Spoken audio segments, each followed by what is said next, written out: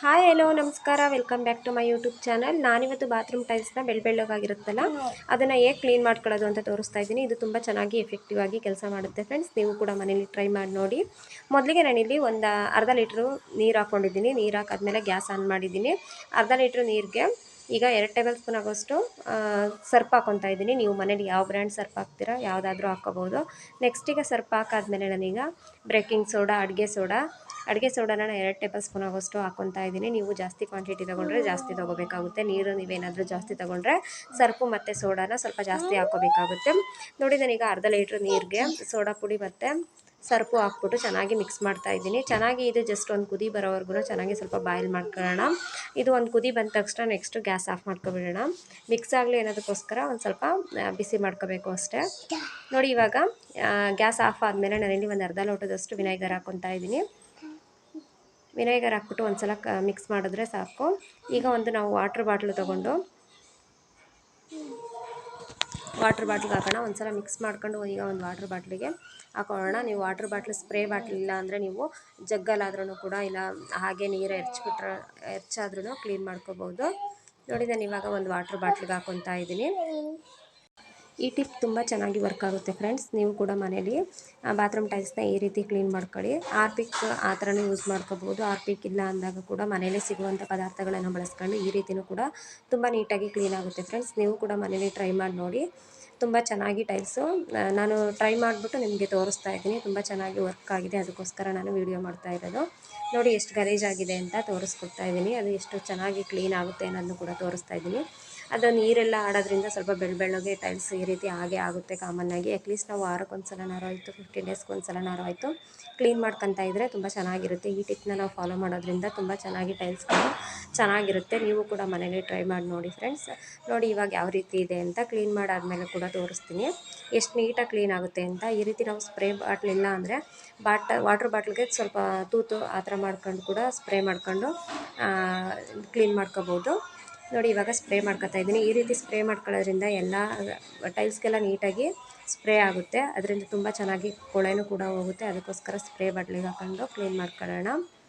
ಒಂದು 10 ಮಿನಿಟ್ಸ್ ಆದ್ರೂ ಈ ರೀತಿ ಸ್ಪ್ರೇ ಮಾಡ್ಕೊಂಡು ಬಿಟ್ಕೊಂಡ್ರೆ ತುಂಬ ಚೆನ್ನಾಗಿ ಕೊಳೆ ಹೋಗುತ್ತೆ ಫ್ರೆಂಡ್ಸ್. ಅಟ್ಲೀಸ್ಟ್ ಒಂದು 5 ಮಿನಿಟ್ಸು 10 ಮಿನಿಟ್ಸ್ ಆದ್ರೂ ಬಿಟ್ಬಿಟ್ಟು ಆಮೇಲೆ ಸ್ವಲ್ಪ ಒಂದು ಸ್ಕ್ರಬ್ಬರ್ ಸಹಾಯದಿಂದ ಉಜ್ಜಿದ್ರೆ ಸಾಕಾಗುತ್ತೆ. ನೋಡಿ, ಇವಾಗ ನಾನು ಎಲ್ಲ ಟೈಲ್ಸ್ಗೆಲ್ಲ ಈ ರೀತಿ ಸ್ಪ್ರೇ ಮಾಡ್ಕೊತಾ ಇದ್ದೀನಿ.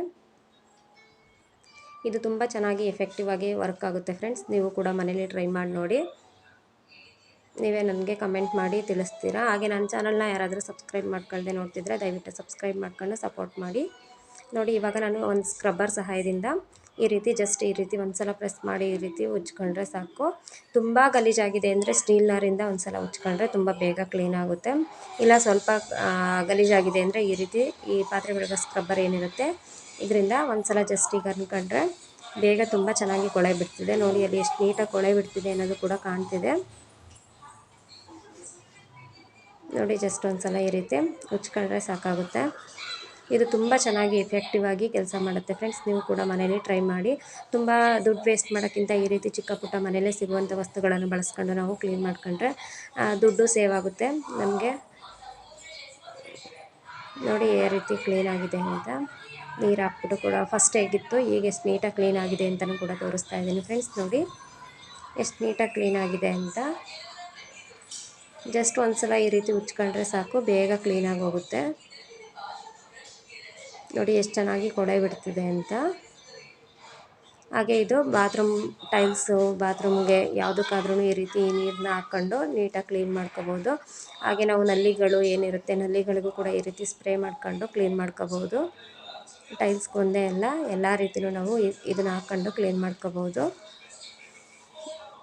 ನೋಡಿ, ಎಂಥ ಟೈಲ್ಸ್ಗಳು ಏನೇ ಕ್ಲೀನ್ ಮಾಡ್ಕೊಂಡ್ರು ನಾವು ನೀರು ಆಡೋದ್ರಿಂದ ಕೆಳಗಡೆ ಬೆಳ್ಳಗೆ ಹಾಗೆ ಆಗಿರುತ್ತೆ. ಅಟ್ಲೀಸ್ಟ್ ನಾವು ವಾರಕ್ಕೆ ಇಲ್ಲ 15 ಡೇಸ್ಗೆ ಒಂದು ಸಲನಾದ್ರು ಈ ರೀತಿ ಕ್ಲೀನ್ ಮಾಡ್ಕೊಳ್ಳೋದ್ರಿಂದ ಟೈಲ್ಸ್ಗಳು ತುಂಬ ಚೆನ್ನಾಗಿರುತ್ತೆ. ನೀವು ಕೂಡ ಮನೇಲಿ ಈ ಟಿಪ್ನ ಫಾಲೋ ಮಾಡಿ ಫ್ರೆಂಡ್ಸ್. ತುಂಬ ಚೆನ್ನಾಗಿ ವರ್ಕ್ ಆಗುತ್ತೆ.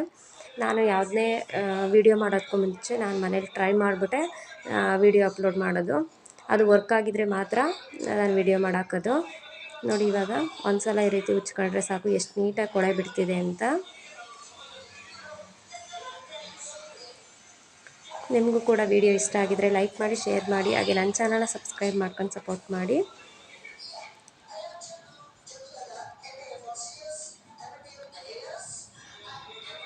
ನೋಡಿ ಎಷ್ಟು ನೀಟಾಗಿ ಕ್ಲೀನ್ ಆಗಿದೆ ಅಂತ. ಟೈಲ್ಸು ಪಳ ಪಳ ಹೊಳಿತಿದೆ. ಹಾಗೆ ನಲ್ಲಿಗಳನ್ನೂ ಕೂಡ ಇದೆ, ಈ ನೀರನ್ನೇ ಹಾಕ್ಬಿಟ್ಟು ಕ್ಲೀನ್ ಮಾಡ್ಕೋಬೋದು. ಈ ವಿಡಿಯೋ ಇಷ್ಟ ಆಗಿದೆ ಅಂತ ಅನ್ಕೊತಾ ಇದ್ದೀನಿ. ಇಷ್ಟ ಆದರೆ ಲೈಕ್ ಮಾಡಿ, ಶೇರ್ ಮಾಡಿ, ನನ್ನ ಚಾನಲ್ನ ಸಬ್ಸ್ಕ್ರೈಬ್ ಮಾಡ್ಕೊಳ್ಳಿ friends. Thank you all. Bye bye.